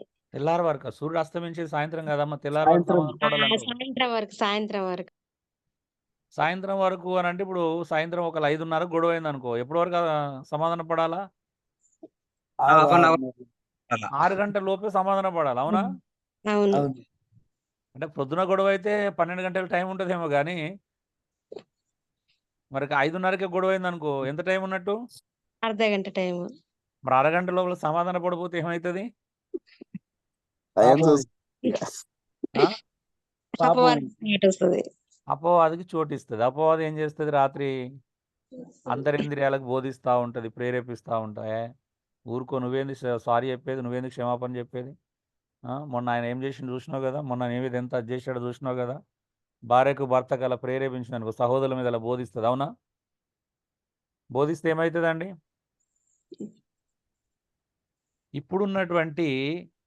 ఇప్పుడున్నటువంటి పెయిన్ కానీ ఇప్పుడున్నటువంటి కానీ స్థితి కానీ తెల్లారితే ఉండదు. మీరు ఎక్కడన్నా చూడండి, అవునా? అవును. ఆ బాధ కానీ, ఆ రియలైజేషన్ కానీ, ఆ రిగ్రెట్, ఆ విచారం కానీ గొడవైనందుకు ఒక రాత్రి గడిస్తే ఉంటుందా అండి తెల్లారితే? నిజం చెప్పండి. ఉండదయ్యా, ఉండదు. మార్పు జరుగుతుంది ఖచ్చితంగా. ఆ సీరియస్నెస్ ఉంటుందా తెల్లారితే? ఉండదు అన్న. మరి అందుకే కదా అది ముందే జరగాలి, అవునా? లేదంటే అపవాది ఏం చేస్తాడు? చాయిస్ తీసేసుకుంటాడు. నీకు ఈవినింగ్ ఉన్నట్టు కొంచెం టైం లేదు, రేపు పొద్దున చెప్పుకుందాంలే అనే లోపు నీ హృదయం కఠినమవుతుందా, మెత్తగా అవుతుందా? కఠినం అయిపోతుంది అన్న, మొత్తం ఆలోచనల చేత కఠినం అయిపోతుంది. అవునా? అవునయ్యా, అవును. రాత్రి అంతా నీకు బోధ జరుగుతుంది, అవునా? మాట్లాడరేంటండి? కానీ సువార్త జరిగితే ఇంకేడా జరిగిద్దాం. అవునయ్యా. రాత్రి రాత్రల్లా అంతరింద్రియాలు మంచిగా కూర్చొని బోధిస్తూ ఉంటే నువ్వేంది సారీ చెప్పేది? ఆ బ్రదర్ మొన్న ఎలా చేశాడు చూసినావు కదా, నువ్వంతా ఎందుకు ఫీల్ అవుతున్నావు, అవునా? క్షమించే ముచ్చట లేదని చెప్తుంది. క్షమించేది లేదు, ఏం లేదు. ఆయన వచ్చారు అడిగేవారు చూద్దాంలే ఏమంటారు? ఆయన మంచిగా ఉంటే మంచిగా ఉండు, ఆయన సౌమ్యంగా మాట్లాడితే సౌమ్యంగా మాట్లాడు, ఆయన హలో అని మాట్లాడితే హలో మాట్లాడు, గొడవ పెట్టుకునేది కోపంగా మాట్లాడితే నువ్వు అలాగే ఉండు, తగ్గొద్దు, అవునా? తగ్గేదే లేదు. ఉమ్.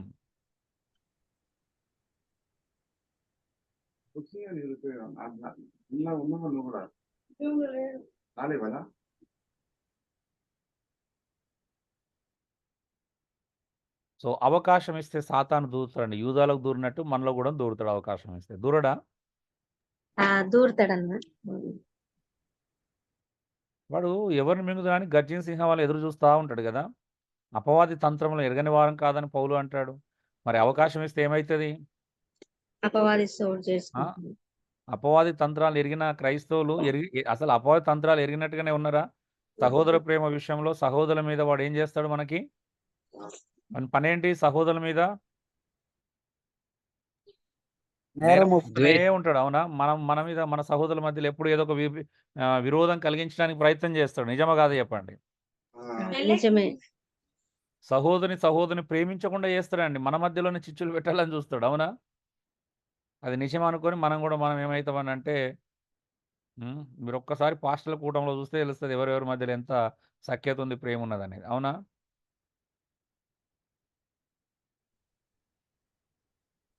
సో అందుకే మన పక్షంగా మనం చేయాల్సినవి ఉన్నాయి. హృదయాన్ని పరీక్షించమని ప్రార్థించాలండి. హృదయాన్ని శుద్ధిగా ఉంచుకోవాలి, అవునా? పడక మీద ధ్యానం చేసుకొని ఊరుకుండాలా, ప్రశాంతంగా నిద్రపోవాలా, క్షమించి సమాధానం పొందాలి. ఇవన్నీ ఎక్కడ జరగాలి? హృదయంలో జరగాలి, అవునా? ఎందుకు తెలుసా అండి? హృదయమే అన్నింటికంటే భయంకరమైన మోసం గలది, వ్యాధి కలిగింది. మనం చాలాసార్లు హృదయాన్ని వెంబడిస్తాం మనసు కంటే, అవునా? అవునయ్యా. నిజం చెప్పండి, మనం దేన్ని ఫాలో అవుతాం? హృదయాన్ని ఫాలో అవుతామా, లాజిక్స్ని ఫాలో అవుతామా? మనం హృదయాన్ని అవుతామన్నా. మనసులో ఏముంటాయి? లాజిక్స్ ఉంటాయి, ప్రాక్టికల్ థింగ్స్ ఉంటాయి. హృదయంలో ఏముంటుంది? అన్ని భావోద్రేకాలే ఉంటాయి, అవునా? అవునా కదా? ఫుల్ ఆఫ్ ఎమోషన్స్ ఉంటాయి హృదయంలో. వాటిని బట్టి మనం ఏం చేస్తాం? వాటిని నమ్ముతాం. నిజమా కదండి? దేన్ని నమ్ముతాం మనం? హృదయాన్ని బట్టే నమ్ముతామన్నా.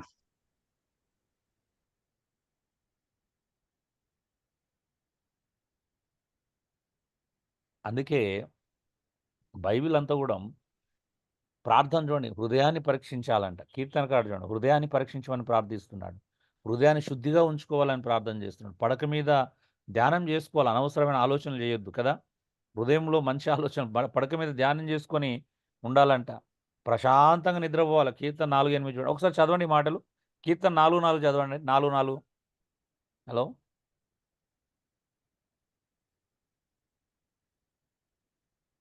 భయము నుండి పాపము చేయకుడి, మీరు పడకల మీద ఉండుండగా మీ హృదయములో ధ్యానము చేసుకొని ఊరుకుండుడి.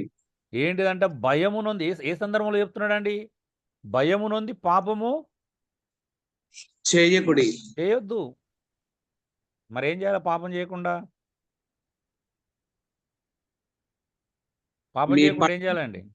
మీ పడకల మీద ఉండగా హృదయంలో ధ్యానం చేసుకోవాలి. ఏం ధ్యానం చేసుకోవాలి? పాపన్న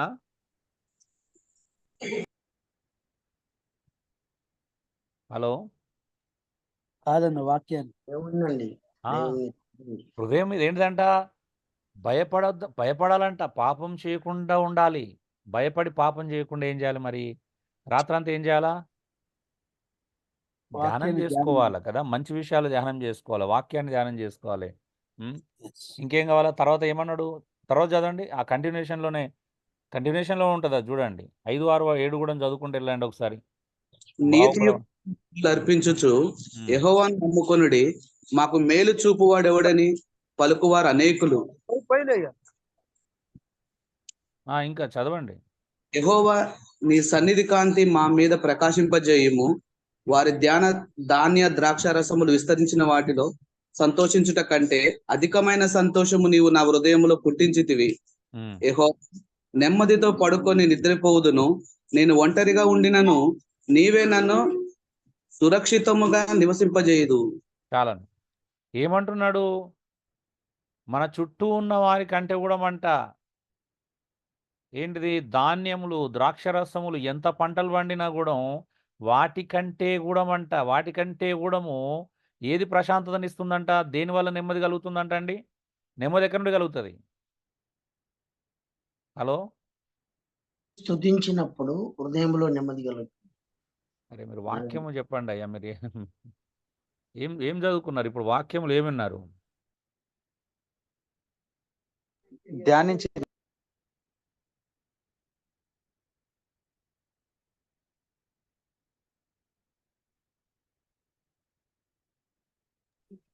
ధన ద్రాక్ష రసంలో కంటే ఆ హృదయంలో ఏంటిది ధ్యానించు. అక్కడ? వారి ధాన్య ద్రాక్షరసములు విస్తరించిన నాటి సంతోషము కంటే అధికమైన సంతోషమును నా హృదయంలో పుట్టించితివి. దేనివల్ల? సంతోషం అనేది దేవుడు పుట్టిస్తే కలుగుతుంది, అంతేగాని ఏదో పొందుకున్నందుకు కలగదండి. అవునా అండి? అవునండి, దేవుడు పుట్టియాలి. సంతోషము, నెమ్మదని ఎవరిస్తారండి? దేవుడు ఇవ్వాలి. అవునా? అంతేగాని పక్కోళ్ళకి అది ఉంది, పక్కోళ్ళకి ఇది ఉంది అని రాత్రంతా ఆలోచించుకుంటే నెమ్మది ఎందుకు దొరుకుతుందండి? అవునా? ఒకసారి ఆలోచించండి. 24 గంటలు రాత్రి పడుకున్న ముందు ఇంట్లో చర్చ పెట్టుకొని పక్కోళ్ళకి అది ఉంది, వాళ్ళకి ఇది ఉంది, మనకి ఇది లేదు, వాళ్ళకి అది మనకు అది లేదు, ఇది లేదు అని చర్చించుకుంటూ ఊరికే పక్కోళ్ళతో పోల్చుకుంటూ, పక్కోళ్ళు దీవించబడ్డారు, ఆశీర్వదించబడ్డారు, మనకు ఆ దీవెన లేవు, మనకు ఆ ఆశీర్వాదాలు లేవు, మనం ఇంకా స్ట్రగుల్ అవుతున్నాం అని ఊరికే పక్కోళ్ళతో పోల్చుకుంటే ప్రశాంతంగా నిద్రపోతారా అండి ఎవరైనా? హలో, నిద్ర రాదన్న. నెమ్మది ఉంటుందా? నెమ్మది ఉండదు. ఉండదు, సమాధానం ఉండదు. పక్కోళ్ళకు ఏమున్నా ఏం లేకపోయినా ప్రశాంతత అనేది, సంతోషం అనేది ఎవరిస్తారంట? నెమ్మది అనేది ఎవరు ఇవ్వాలి? దేవుడే దేవుడే ఇవ్వాలి. దేవుడు ఇవ్వాలి. దేవుడు ప్రశాంతత, నెమ్మదినిస్తే ప్రశాంతంగా నిద్రపోతాం. అవునా అండి? సంతోషం దేవుడు ఇస్తాడు. మరి దేవుడు ఇవ్వాలని ఎదురు చూస్తున్నాం మనం పక్కోళ్ళతో పోల్చుకోండి. అంటే రాత్రి ఎందుకు నిద్ర పట్టదు? సుఖనిద్ర ఎందుకు పోవట్లేదు? ప్రశాంతత ఎందుకు లేదు? నీ ఆశలు, నీ కోరికలు, నీ అంతరింద్రియంలో ఉన్నటువంటి ఆశలు కాదా? పోరాటాలు కాదా? అవునా? అవును. ప్రశాంతంగా నువ్వు ఎందుకు ఉండలేకపోతున్నావు అని అంటే నీ అంతరింద్రియంలోని ఆశలు నేను రెచ్చగొడుతున్నాయి. నీకెందుకు ప్రశాంతంగా నిద్ర వస్తుంది? ఓకే, అంటే ఆత్మల పట్ల భారం కలిగి సంఘం గురించి చింతించడం వేరు, కానీ ఐహిక విచారాల గురించి చింతించడం. సేవకులకు అనే వాళ్ళు, పాస్టులకి సంఘాల గురించిన చింత ఉండాలి, బోధనల గురించిన చింత ఉండాలి కదా. నశించున్న ఆత్మల గురించి చింత ఉండాలి. ఆ చింత లేకుండా ఇగో ఇవి కలిగి ఉన్నావంటే నువ్వు సరైన రీతిలో లేవన్నట్టే కదా. ఎస్. సో అవును కదా. ప్రశాంతంగా ఎందుకు నిద్రపోవట్లేదు? నిజంగా చెప్పాలంటే చూడండి, దేవుడు అధికమైన సంతోషం కలిగిస్తాడంట. ఇతర ద్రాక్ష రసాలు పొందుకున్న సంతోషం కంటే అధిక సంతోషం దేవుడు ఇవ్వగలుగుతాడు. అది మ్యాన్. ఉండాలండి లోపల. అది ఉంటే నెమ్మది ప్రశాంతంగా మంచిగా నిద్రపోతాం. ఉం. క్షమించి సమాధానం పొందుకోవాలి. అందుకే దేవుని దగ్గర ఏముండాలి? ఎప్పుడు సమాధానం. ఎఫెసీ 4:32 దేవుడు మనల్ని క్షమించిన ప్రకారం క్రీస్తునందు మనల్ని కూడా ఒకరినొకరు క్షమించుకోవాలా. క్షమాపణ లేని చోట కూడా ప్రశాంతమైన నిద్ర ఉండదు. ఉంటుందా అండి? హృదయమంతా కూడా ఆయాసంతోని, అసూయతోని నింపబడి, సహోదరుల పట్ల ద్వేషంతో నింపబడి, క్షమాపణలు ఏమితో ఉన్నోనికి హృదయంలో ఏముంటుందండి? సమాధానం ఉంటుందా? ఉండదన్న. సమాధానం. ఒకవేళ అలా చేయకపోయినట్లయితే దేవుడు ఏం చేస్తాడో చూద్దాం. దేవుడు శిక్షిస్తాడండి. దేవుడు హృదయాలను పరిశీలిస్తాడు, పరిశోధిస్తాడు, ప్రతిదండన చేస్తాడు. ఇర్మియాలో చూడండి, అంటే మనిషి యొక్క హృదయాన్ని దేవుడు పరిశీలిస్తాడా అండి? హలో, దేవుడు వాస్తవానికి ఏం పరిశీలన చేస్తాడు మన లోపల? హృదయాన్ని అండి. హృదయం చూస్తాడు. హృదయ అంతరంగాలను పరిశోధించేవాడు మన దేవుడు. అవునండి. అవునన్నా. అవును. ఆయన మన హృదయ అంతరంగాలను పరిశోధిస్తాడు. నువ్వు బయటికి ఎంత గొప్పగా మాట్లాడవచ్చు, లోపలే ఉందని దేవుని తెలియదా? ఎవరైనా దేవుని మోసం చేయగలుగుతారా అండి? చేయలేరే. లేరన్నా. దేవుడు అనుదినం మన హృదయ అంతరంగాల్ని పరిశోధిస్తాడు. ఆయన పరిశీలన చేస్తాడు. తప్పు చేస్తే ప్రతిదండన చేస్తాడు, శిక్షిస్తాడు. మంచికి మంచి, చెడుకు చెడు ప్రతిఫలం ఇస్తాడు. అవునా? మంచికి మంచి ప్రతిఫలం, చెడుకు చెడు ప్రతిఫలం ఉంటుంది. రేపు మనం తీర్పు తీర్చే విషయాలు 3 ప్రాముఖ్యమైన విషయాలు ఉంటాయని తెలుసా సంఘంలో? ఒకటి, మన హృదయ అంతరంగాల్లో ఏలుబడి చేస్తున్న ప్రతి ఆలోచన వెలికి తీస్తారంట కదా. ప్రతి మాటకు వ్యర్థముగా ప్రతి పలుకు ప్రతి మాటకు శిక్ష ఉంటుంది, తీర్పు ఉంటుంది. ప్రతి ప్రవర్తనకు, ప్రతి క్రియకు తీర్పు ఉంటుంది. అవునా అండి? హలో, అవును. అవును. రేపు దేవుడే వేటిని తీర్పు తీర్చబోతున్నాడు? ప్రతి ఆలోచన తీర్పు తీస్తాడంట. అవునా? ప్రతి ఆలోచన అవును. వెలికి తీస్తాడు. ప్రతి మాట, వ్యర్థముగా పలికే ప్రతి మాట, ప్రతి క్రియ కూడా. అవునా? మూడింటికి తీర్పు ఉంటుంది. మూడింటికి ఉంటుందా? ఏదైనా ఒకదానికి ఉంటుంది అనుకుంటున్నారా? మూడింటికి తీర్పు ఉంటుందయ్యా. 3ంటికి. ఎక్కడ స్టార్ట్ అవుతుంది తీర్పు? హలో, ఎక్కడ స్టార్ట్ అవుతుందండి? ఆలోచనలు. అవునా? ఆలోచనలు. ప్రతి ఆలోచన బయటికి తీసుకురాబడుతుంది ఒకరోజు. అవునయ్యా. అవును. అందుకే సారీ, ఇది ముందు స్లైడ్. ఇది అపవాదికి చోటు ఇవ్వకూడదు, కోపం విడిచిపెట్టాలి. కీర్తన 37:8 చూడండి. ఆత్రపడి కోపపడవద్దు. ప్రసంగి 7:9. కోపించుటకు నిదానించాలి. యాకోబు 1:19-20. కోపచిత్తునితో సహవాసం చేయకుడు. సామెతలు 22:24. చూడండి, ఎందుకు అని అంటే అన్నింటికి మళ్ళీ మూలం ఏమైందంటే లోపల అంతరేంద్రియంలో కోపం సుఖనివాసం చేస్తా అంట. అన్నిటికీ కారణం ఏంటంటే కోపమే వస్తుంది ముందు. అవునా? నిజమా కాదండి? కోపమేనా ముందు వచ్చేది? నిజమే. ఇప్పుడు మీరు కౌన్సిలింగ్ క్లాస్లో నేర్చుకున్నారు కోపం యొక్క రూపాలు, అవతారాలు ఎలా ఉంటాయి. అవునా? అవును. అవును. ఇప్పుడు మనకు లేని పక్కనికి వచ్చింది అనుకో, చికాకు వేస్తుంది. చికాకు కోపంలో ఒక భాగమేనా? భాగమే అన్న, భాగమే. అసూయ కోపంలో భాగమేనా? అవునా, భాగమే. ద్వేషం కోపంలో భాగమేనా? అవునా, అవునయ్యా. ఆ? పగ, ప్రతీకారము, నచ్చకపోవడం, క్షమించకపోవడం, ఇవన్నీ కోపం యొక్క భాగాలేనా? భాగాలే అన్న. కోపం యొక్క రూపాలే కదా మీకు కౌన్సిలింగ్ క్లాస్లో నేర్చుకున్నారు. అవునా? ఎందుకు కోపం గురించి ఇంతగా నొప్పబడుతుంది అని అంటే అంతరేంద్రియంలో కోపం సుఖనివాసం చేస్తుంది. అందుకే మీరు చూడండి, ఎఫెసులో కూడా చూస్తే సమస్త విధములైన కోపము, క్రోధము, ద్వేషము, ఎందుకు పదే ఇవన్నీ మాట్లాడుతున్నాడు గమనించారు? ఎక్కడ చూసినా కూడా గలతీలో కూడా మనం శరీర కార్యాలు ఏమైనా స్పష్టమైన అక్కడ కూడా కోపానికి సంబంధించిన అనేకమైనటువంటి పదాలే రిపీటెడ్గా కనిపిస్తాయి. అవునా అండి? కోపానికి రిలేటెడ్ అవన్నీ. అవునా? ద్వేషము, కోపము, పగ అంటే అసూయ, మత్సరం, ఇవన్నీ కోపానికి రిలేటెడేనా అండి? హలో, రిలేటెడేనా? రిలేటెడ్. సో ఎందుకు అని అంటే నీకు ఏం కాకపోయినా దాని పర్యావసనం కోపమే అండి. కోపం నుండి వచ్చేటే పుడతాయి. అసూయ కావచ్చు, ద్వేషం కావచ్చు, మత్సరం కావచ్చు, క్షమించలేనితనం కావచ్చు, క్షమాలేనితనం కావచ్చు, ఓర్వలేనితనం, పక్కడు ఎదిగితే ఓర్వలేనితనం. అవునా? ఇవన్నీ అవును. దేని యొక్క లక్షణాలండి? కోపం. కోపం యొక్క లక్షణాలండి. అందుకే హృదయంలో, అందుకే అపవాదికి చోటు ఇవ్వకూడదు. ఎందుకు చెప్పబడిందంటే కోపం చాలా ప్రమాదకరమైనది కాబట్టి.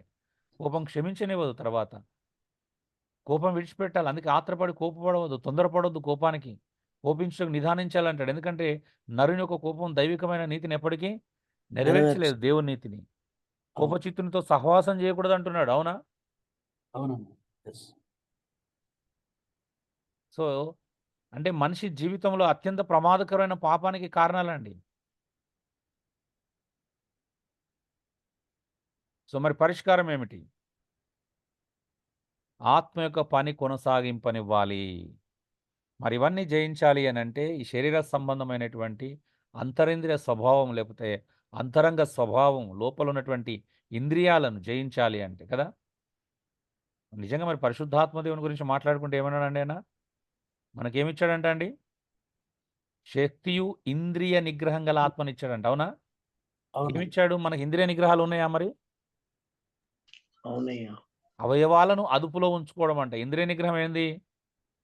సో మన ఇంద్రియాలను అదుపులో ఉంచుకునే శక్తిని ఇచ్చాడంట దేవుడు. నిజంగా మరి ఉందా అది? పరిశుద్ధాత్మ దేవుని వల్ల కలిగేటువంటి గొప్పది ఏంటి అంటే, గొప్ప వరం ఏంటి అంటే శక్తియు ఇంద్రియ నిగ్రహం గల ఆత్మను కలిగి ఉన్నాం మనం. మరి అలా ఉన్నామా అండి ఇప్పుడు నిజంగా? దేవుడిచ్చిన ఆత్మ మనకు ఎలాంటి ఆత్మ? ఎస్. మరి దాని పవర్ని, ఆత్మ అనుగ్రహించే శక్తిని మనం అనుభవిస్తున్నామా? అందుకే ఆత్మ యొక్క పని కొనసాగింపనివ్వాలి. గలతీ 5:10 అందుకే ఆత్మానుసారంగా నడుచుకోవాలంటాడు. ఎవడైనాను శరీరానుసారంగా ప్రవర్తిస్తే వాడు చావలసిన వాడై ఉన్నాడు. అవునా? అక్కడ అవునండి. చూడండి గలతీలో ఏమన్నాడు? శరీరానుసారమైన ప్రవర్తన ఎంత ప్రమాదకరం చెప్తున్నాడు. అవునండి? మరి క్రైస్తవుడు అనేవాడు శరీర సంబంధి కాదు, ఆత్మ సంబంధి. ఆత్మ సంబంధి ఆత్మానుసారంగా నడుచుకోవాలా, శరీరానుసారంగా నడుచుకోవాలా? ఆత్మానుసారముగా. అట్లానే నడుచుకోవాలి. ఇంకా చూడండి ఆత్మ యొక్క ఆధీనంలో ఉండాలంటాడు. ఎఫెసీ 5:19 దేని కంట్రోల్లో పడితే దాని కంట్రోల్లోకి వెళ్ళొద్దు, మద్యం మత్తులో ఉండొద్దు, మరొక దాని కంట్రోల్లోకి వెళ్ళొద్దు. దేని యొక్క ఆధీనంలో ఉండాలంట? ఆత్మ యొక్క ఆధీనంలో ఉండాలి. ఆత్మతో నింపబడి ఉండడం అంటే అర్థం ఏంటిది? ఆత్మ చెప్పినట్టు చేయాలి, ఆత్మ ఆధీనంలోకి రావాలి. ఆత్మ పూర్ణులై ఉండడం అంటే అర్థం అదే. అంతేగాని ఎప్పుడో ఆదివారం పూటన ఒక మీటింగ్లో జరిగినప్పుడు ఏదో ఉద్రేకం చెంది చప్పట్లు కొట్టి ఎగరడం కాదు ఆత్మపూర్ణత అంటే. అలాగే నేర్చుకున్నారు చాలామంది ఆత్మపూర్ణత అంటే. అవునా? ఒక అవును. పర్టికులర్ టైంలో ఎగరడం గెంతడం కాదండి ఆత్మపూర్ణత అంటే. 24/7 ఆత్మ యొక్క ఆధీనంలో ఉండమని చెప్తున్నాడు అక్కడ. అవునా? ఆత్మ అవును. ఎలా నడిపిస్తారో నడిపించబడమంటున్నాడు. ఆత్మ చెప్పినట్టు వినడం, ఆత్మకు లోబడడం, ఆత్మపూర్ణులై ఉండడం అంటే అర్థం ఏంటిది? ఇప్పుడు మద్యంతో మత్తులై ఉండొద్దంటే మద్యం తాగేవాడు మద్యం చేత నడిపించబడతాడు. ఆత్మపూర్ణుడు ఏం చేస్తాడు? ఆత్మ చేత నడిపించబడతాడు. అవునండి? ఆ సందర్భంలో చెప్పబడింది. నువ్వు ఆత్మ చేత నడిపించబడాలి. మద్యం చేత నడిపించేవాడు మద్యం మత్తులో ఉంటాడు. ఆ మత్తులో ఉన్నాడు మద్యం ఎటు నడిపిస్తాడు నడుస్తాడు. మరి అలా దాని కంట్రోల్‌లో ఉండకుండా ఆత్మపూర్ణులై ఉండడం వలన ఆత్మ చేత నడిపించబడతాం. మరి ఆత్మ ఆధీనంలో ఉండకపోతే ఈ శరీర సంబంధమైనటువంటి విషయాలు మనం ఎలా జయించగలుగుతాం? రోమా 8:13 ఆత్మ చేత శరీర క్రియలను ఏం చేయాలంట? చంపమనడా? పోషించుకోమనడా? చంపేయాలన్నాడన్న. చంపేయాలి. ఎందుకంటే ఎవడైనా శరీరానుసారంగా ప్రవర్తించిన ఎడల వాడు చావలసిన వాడై ఉండును గాని ఆత్మ చేత శరీర క్రియలను చంపిన ఎడల వాడు బ్రతుకును. శరీరానుసారమైన మనసు మరణం కలగజేస్తుందంట. ఆత్మానుసారమైన మనసు జీవమును సమాధానమునై ఉన్నది. అంటే ఇప్పుడు మనకు రక్షించబడిన తర్వాత కూడా మనకు 2 రకాల మనసులు ఉంటాయి. ఉంటాయా? మన లోపల ఎన్ని రకాల మనసులు ఉన్నాయండి? 2 రకాల మనుషులు. ఏంటి ఏంటివి అవి? ఆత్మానుసారమైన మనసు, శరీరానుసారమైన మనసు. ఇప్పుడు ఏం చేయాలా మరి? క్రైస్తవుడు ఆత్మానుసారమైన మనసు కలిగి జీవించాలా, శరీరానుసారమైన మనసు కలిగి జీవించాలా? ఆత్మానుసారమైన మరి ఆత్మానుసారమైన మనసు కలిగి జీవించాలంటే ఏం చేయాలా? శరీరాన్ని చంపాలి. ఆత్మ చేత శరీరాన్ని కాదు చంపాల్సింది, శరీర క్రియలను చంపాలా. శరీర క్రియల్ని. శరీరాన్ని చంపితే వెళ్ళిపోతాం అమ్మ లోకం నుంచి వెళ్ళి. శరీర క్రియలను చంపాలా. అందుకే ఏమన్నాడు ఇంకా ఆత్మచేత నడిపించబడాలా. రోమా 8:14 ఎందరైతే దేవుని ఆత్మచేత నడిపించబడతారో వారే దేవుని కుమారులు అనబడతారు. మరి శరీరం చేత నడిపించబడే వాళ్ళు ఎవరైతారు? ఎవరండి? అవునా? సాతాను కుమారులే కదా! శరీరం చేత నడిపించబడుతున్నాం. శరీరాశ, నేత్రాశ, జీవబుడం మనల్ని ప్రభావితం చేస్తుంది. పాపాన్ని ప్రేరేపించేటువంటి ఆ! మొదటి కొరింథీ 9:27 చూడండి. ఆత్మచేత శరీరాన్ని లోబరుచుకోమంటాడు అక్కడ. అవునా? శరీరాన్ని ఏం చేయాలంటే లోబరుచుకోవాలంటే ఆత్మచేత. మరి నీ శరీరం నీ కంట్రోల్‌లో ఉందా? నీ శరీర క్రియలు నీ కంట్రోల్‌లో ఉన్నాయా? ఆత్మచేత దాన్ని లోబరుచుకుంటున్నావా లేదా ఒకసారి ఆలోచించండి. లేపోతే నువ్వు అందరితో పోటీ పడతావు, అన్నీ ఆశిస్తావు, అన్ని రకాల కోపం, అన్ని రకాల పాపానికి అత్యాశ పుడుతుంది. అనవసరమైనటువంటి అవిధేయత కనబరుస్తావు, అతిక్రమం చేస్తావు. అత్యాశ వల్ల నీ కన్నులు ఆశించిన ప్రతిదాన్ని పొందుకోవాలని ఏదో రకంగా ప్రయత్నం చేస్తావు. పక్కోళ్ళతో సరిగా ఉండవు. అన్నదమ్ములతో, అక్క చెల్లెలతో, ఆడపడుచులతో ఏదో రకమైన మనస్పర్ధాలు ఉంటూనే ఉంటాయి మీకు. అవునా అండి? హలో! అవును. అవును. నిజంగా చెప్పగలుగుతారా అండి మీ కుటుంబ సభ్యులతో అన్నదమ్ములతో గాని, అక్క చెల్లెలతో గాని, తోడికోడళ్ళతోని గాని, తోడళ్ళతో గాని ఇలాంటి కుటుంబ సంబంధమైనటువంటి ఆర్థిక సంబంధమైన విషయాలలో ఎలాంటి మనస్పర్ధలు లేకుండా ఉండగలుగుతున్నారా అండి మీరు? హలో! లేదయ్యా. ఉండట్లేదు సంతోషంగా. ఉన్నారా? నీకసలు మనస్పర్ధలు లేకుండా ఉన్నారా? ఇలాంటి రిలేషన్‌షిప్స్ ఉన్నాయా మీకు? లేదన్నా. ఉన్నాయన్న మనస్పర్ధలు ఉన్నాయి.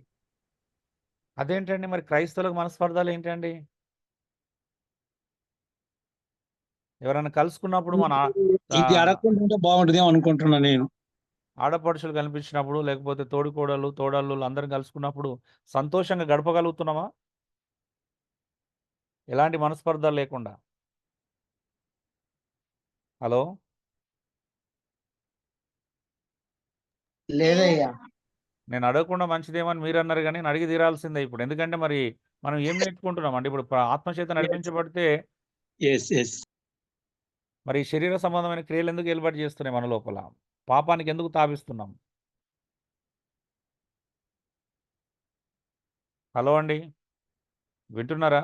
అయిపోయింది అంటే నిజంగానే ఇప్పుడు వింటున్నాం. జూలై 10 మర్చిపోకండి. వాక్యానుసారమైన సంబంధ బాంధవ్యాలు.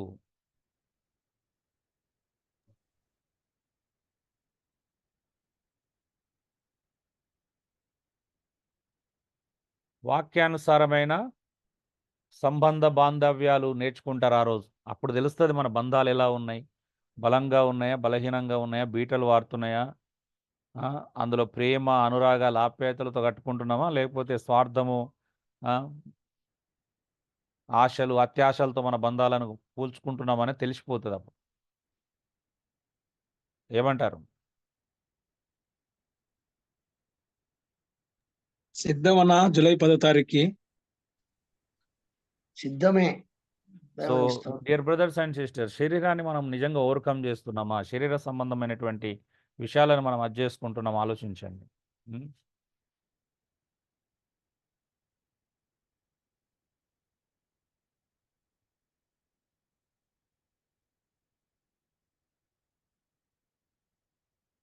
మాట్లాడరేంటండి? సో, ఈరోజు పాపం అనేది మీరు కొంతవరకు నేర్చుకున్నారు. ఇంకా చాలా ఉంది పాపం గురించి. సో, పాపము అంటే ఏంటిది? పాపానికి మూల కారణాలేంటో చూశాము. పాపం ఎక్కడెక్కడ ప్రభావితం చూపిస్తుంది? కన్నుకున్నటువంటి ప్రాధాన్యత ఏంటి? కన్ను నుంచెళ్ళి హృదయానికున్న లింక్ ఏంటిది? హృదయంలో ఉండేటువంటి మళ్ళా అంతరింద్రియాలు ఎలా ప్రభావితం చేస్తాయి? ఏం నేర్పిస్తాయి మనకు? మరి దాంట్లో ఉన్నటువంటి మంచి కంటే చెడుకు మనం ఎందుకు ప్రాధాన్యత ఇస్తున్నాం? సో, మనం ఏం చేయాలి? దేవుని హృదయం దగ్గర ఎలా పరిశీలించమని అడగాల? హృదయంలో దైవ వ్యతిరేకమైనటువంటి ఆయాసకరమైనటువంటి దేవునికి ఆయాసం పుట్టించేటువంటి దేవునికి వ్యతిరేకమైన ఏమన్నా మన హృదయంలో ఉన్నాయో పరిశీలించమని, వాటి నుండి బయటపడేయమని మనం అడుగుతున్నామా? లేకపోతే ప్రయోజనం ఏంటి? మన చుట్టూ ఉన్నటువంటి వాళ్ళ వల్ల ఏం నేర్చుకునే విధంగా లేదండి. నేను ధైర్యంగా చెప్తున్నాను. ఒక క్రైస్తవుని చూస్తే హమ్మయ్య! ఈ ఈ సహోదరుని కలిసినందుకు ఒక మంచి గుణలక్షణం నేర్చుకునేది ఉంది అనే ప్రవర్తన కనిపించట్లేదు. అవునా? అవును. మరి అప్పుడు ఆధ్యాత్మికంగా ఎలా వర్ధిల్లుతాం? ఎలా అభివృద్ధి చెందుతాం? మనమందరం ఎలా ఆత్మ సంబంధులుగా మారుతాం ఇలా శరీర సంబంధులుగా జీవిస్తే? పాపం ఎంత భయంకరమైనదో ఆలోచించండి. మన చుట్టూ ఉన్నటువంటి అన్ని పాపాన్ని ప్రేరేపించేటివే. ఈ ప్రపంచంలో ఎవరైనా మంచి చేస్తా అంటే ఎంకరేజ్ చేస్తారా అండి మనకు? ఒక్కరన్నా ఉంటారా మన చుట్టూ? హలో? తక్కువ లేదు. ఎవరు ఉండరన్న. మరి మనల్ని మనం ఎంకరేజ్ చేసుకోవాలి కదా! మనం నిలబడాలి కదా! మన స్థానిక సంఘాలను కాపాడుకోవాలి. సో, పాపం చాలా ప్రమాదకరమైనదిగా చూశాం. అందుకే పాపానికి ఎప్పుడు కూడా దానికి ఏం చేయాలంటే దాన్ని ఎప్పుడు కూడా కాంప్రమైజ్ కాకూడదండి పాపంతో. లైట్‌గా తీసుకోవద్దు. పాపాన్ని ఎప్పుడు కూడా లైట్‌గా తీసుకోవద్దు. పాపాన్ని వెరీ సీరియస్‌గా తీసుకోవాలి. పాపాన్ని చాలా గంభీరంగా తీసుకోవాలి. పాపాన్ని చాలా ద్వేషించాలి. మరి మన అత్యాశలు, మన అవిధేయత, మన అతిక్రమము, మన ఆశలు, మన కనులు, మన చూపులు, మన అంతరింద్రియాలు, మన లోపల ఉన్నటువంటి ఎక్కడున్నాయి మరి? హ్మ్. ఒక్క దావీదునే చూడండి. ఒక్కసారి ఒక చెడు చూపు చూసినందుకు ఎంత ప్రమాదకరమైనటువంటి స్థితికెళ్ళాడు. హ్మ్. నేను ఒక ఆమె మన పోస్ట్‌కి ఇంటర్ప్రిటేషన్ దానికి ఎవరో ఒక ఆమె చంద్రమ్మ అని ఒక ఆమె కామెంట్ పెట్టింది యూట్యూబ్‌లో. మీరు ఎంతమంది చూశారో తెలియదు. దావీదు విషయం ఇది తీసుకొని దేవుడు చూసినావా? ఇగో వీళ్ళని వ్యభిచారానికి అప్పగించాడు. మీ దేవుడు ఇలాంటోడు అది ఇది అని చెప్పేసి నెగెటివ్ కామెంట్ పెట్టింది. దావీదు విషయంలోనే. 2 సమూయేలు గ్రంథం నుంచెల్లి. దావీదు బత్షెబతో పాపం చేసినందుకు శిక్షగా ఎంత ప్రమాదకరమైన శిక్ష వచ్చింది చెప్పండి? నార్మల్ శిక్షనా అండి అది? హలో? కాదన్న. తన కళ్ళ ముందే కదా! తన కళ్ళ ముందు ఏమేమి జరుగుతాయో ఎంత ప్రమాదకరమైంది. ఇప్పుడు బత్షెబ ఆయనకు భార్య అయింది. తన ద్వారా సంతానం దొరికింది. కానీ తన కళ్ళతో ఎన్ని చూడాల్సొచ్చింది ఇది? మరి వాటి లెక్క అవసరం లేదా? కాన్సిక్వెన్సెస్ అవసరం లేదా అండి? సో, పాపంకు ఖచ్చితమైనటువంటి పర్యావసనాలు ఉంటాయి. చాలా ప్రమాదకరమైన పర్యావసనాలు ఉంటాయి పాపానికి. సో, మనం అందుకే వెంటనే అంటే నిజమైన క్రైస్తవుడు పాపం చేయడండి. పాపంలో కొనసాగడు. దుఃఖపడతాడు. వెంటనే రియలైజ్ అవుతాడు. అత్యాశ గాని, ఎవరైనా సహోదరుని ద్వేషించినా తట్టుకోలేడు. సహోదరుని ప్రేమించకపోయినా తట్టుకోలేడు. సహోదరుని నుంచి ఏమైనా ఆశించినా వెంటనే దుఃఖపడతాడు. అదేంటి నేను నా సహోదరుని ఇలాగా దానికోసం ఇలా గొడవ పెట్టుకున్నాను, మనస్పర్ధలు తెచ్చుకున్నాను అంటే మనసులో పట్టదు. నిద్రపోలేడు. ప్రశాంతంగా క్షమాపణ కోరుకునేంత వరకు. ఒకవేళ అలాంటి పరిస్థితులు వచ్చినా కూడా అందులో ఆనందించలేడండి. రియలైజ్ అవుతాడు. మరి అలాంటి రియలైజేషన్ మన మధ్యలో ఉందా? మన ఆశలు మనల్ని చంపుతున్నాయా? మనల్ని బ్రతికిస్తున్నాయా? మనం ఆత్మ సంబంధులుగా బ్రతుకుతున్నామా? శరీర సంబంధులుగా బ్రతుకుతున్నామా? అనేది ఖచ్చితంగా మీరు తేల్చుకోవాల్సినటువంటి విషయం. మరి సంఘానికి నేర్పించండి. పాపం అనేది ఎక్కడ రూట్ కాజ్ ఎక్కడ ప్రభావితం చూపిస్తుంది? నేను ఎవరిని మోసం చేయలేదండి. నేను ఎవరిని అది చేయలేదు. ఇక్కడి వరకే ఆలోచిస్తున్నావా? అసలు మిగతా లోతుగా మరి ఇవన్నీ ఎందుకు మనం పాపం గురించి ఖండించలేకపోతున్నాం ఆలోచించండి. హ్మ్. పక్కవాన్ని ఆశించడము, పెళ్ళిళ్ళ దగ్గర కట్నాలు, కానుకలు డిమాండ్ చేయడము, ఆ! మీటింగ్‌లకెళ్తే డబ్బులు అడగడము, మీటింగ్‌లకు డబ్బులు లేకపోతే అసలు ఏ ఏ పరిచర్యకి వెళ్ళకపోవడం, డబ్బులు లేకపోతే ఓట్లు కూడా వేయట్లేదు పాస్టర్లు, సంఘాలు. డబ్బులు తీసుకొని ఓట్లేస్తున్నారు. డబ్బులు తీసుకొని ఓట్లేపిస్తున్నారు. సంఘాల చేత రాజకీయ నాయకులను కలుస్తున్నారు డబ్బుల కోసం. అత్యాశ, పేరాశ అవునా? లేవండి ఇవన్నీ? మొన్న కాలమంతా కూడా మా విమలారెడ్డి ఆమె మొత్తం తిరుగుతూ ఆ! డబ్బులు పంచింది పాస్టర్‌లకి. జగన్‌కి సపోర్ట్ చేస్తూ. అవునా? ఎంతమంది ఇన్వాల్వ్ అయ్యారండి. అందరూ పాస్టర్‌లే అక్కడ. మరి వేరేటోళ్ళు ఉన్నారా అండి? సామాన్య జనం లేదు కదా! అందరూ పాస్టర్‌లే కదా! మీటింగ్‌లకెళ్ళిన వాళ్ళందరూ. 1000 మంది, 1500 మంది అవునా? 500 మంది. ఎవరండి అక్కడ అటెండ్ చేసింది? మాట్లాడరేంటండి? 5,000 పంచుతున్నారు, 10,000 పంచుతున్నారంటే ఇప్పుడు వీళ్ళందరూ అత్యాశనా కాదా చెప్పండి? దురాశనా కాదా చెప్పండి? మాట్లాడారేంటి? దురాశ అన్న. మిగతా వాళ్ళు స్పందించట్లేదంటే భయమేస్తుంది నాకు. భయమేసే స్పందించట్లేదన్నా. దురాశ అన్న. మరి ఇంత భయంకరంగా ఎలా పాపం చేస్తున్నారండి? అసలు పాపం చేయడానికి ఎవరి లోపల భయం చూడట్లేదు. అరే అలా వెళ్తాం మనకొక దేవుడు ఒక ఆత్మ ఇచ్చాడు. మనం ఒక దేవుని ఆత్మకు సంబంధంగా బ్రతకాలి. శరీర సంబంధంగా అలా ఎలా పరిగెడతారండి అసలు? నాకు అది ఇప్పటికి అర్థం కాని విషయం. ఎంత దారుణాలు జరుగుతున్నాయి మన చుట్టూ. మరి నాయకులు ఎలా ఉంటే సంఘం ఏం నేర్చుకుంటదండి? విశ్వాసులు ఏం నేర్చుకుంటారు? హ్మ్. అవేమో ఎవరో మనం బయట పెడతలేము. అవి పేపర్‌లోకి వచ్చిన విషయాలు. అవునండి? పేపర్‌కి రాలేదా న్యూస్ అవన్నీ? ఇంక అలిగిర్రంట డబ్బు లేకపోతే.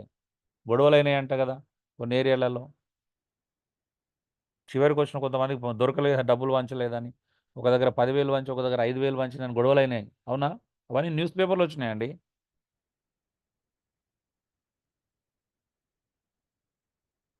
సో ఇదా అండి మన లైఫ్ ఎక్కడ పోతున్నాం ఆలోచించండి. పాపానికి మూలం అత్యాశ, కనులు, చూపు.